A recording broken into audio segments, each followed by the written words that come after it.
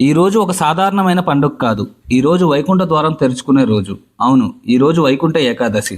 వైకుంఠ ఏకాదశి అనేది హిందూ ధర్మంలో అత్యంత పవిత్రమైన రోజు. ఈ రోజున శ్రీ మహావిష్ణువు వైకుంఠ లోక ద్వారాలను భక్తుల కోసం తెరుస్తాడని విశ్వాసం. సాధారణ ఏకాదశుల కంటే వైకుంఠ ఏకాదశి ఎందుకంత ప్రాధాన్యం? దీని వెనుక ఉన్న కథ చాలా గొప్పది. పురాణాల ప్రకారం మురాసురుడు అనే రాక్షసుడు దేవతలను తీవ్రంగా హింసించేవాడు. అతన్ని సంహరించేందుకు శ్రీ మహావిష్ణువు యుద్ధం చేశాడు. ఆ యుద్ధంలో అలసిపోయి విశ్రాంతి తీసుకుంటున్న సమయంలో విష్ణువు శరీరం నుంచి ఒక దివ్యశక్తి అవతరించింది. ఆ దివ్యశక్తే ఏకాదశి దేవి. ఆమె మురాసురుని సంహరించింది. అప్పుడు శ్రీ మహావిష్ణువు, నీవు ఏకాదశి అనే పేరుతో ప్రసిద్ధి చెందుతావు అని, ఈ రోజున ఉపవాసం చేసేవారికి మోక్షాన్ని ప్రసాదిస్తాను అని వరమిచ్చాడు. అందుకే ఏకాదశి ఉపవాసానికి అంత ప్రాముఖ్యత. వైకుంఠ ఏకాదశి మార్గశిర మాసంలో వచ్చే శుక్లపక్ష ఏకాదశి రోజున జరుపుకుంటారు.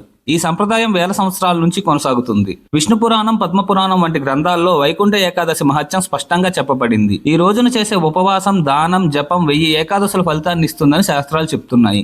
ఆలయాల్లో తెరిచే వైకుంఠ ద్వారం కేవలం ఒక తలుపు కాదు, అది మోక్షానికి ప్రతీక. ఈ ద్వారం గుండా వెళ్లడం అంటే పాపాల నుంచి విముక్తి, ఆత్మశుద్ధి, దైవకృపకు దగ్గరవడం. వైకుంఠ ఏకాదశి అంటే ఆహారానికి ఉపవాసం కాదు, అహంకారానికి ఉపవాసం. మనసు శుద్ధి చేసుకొని దైవాన్ని స్మరించే రోజు. ఈ పవిత్ర రోజున మీకు, మీ కుటుంబానికి శ్రీ మహావిష్ణువు కృప ఎల్లప్పుడూ ఉండాలని కోరుకుంటున్నాను. వైకుంఠ ఏకాదశి శుభాకాంక్షలు.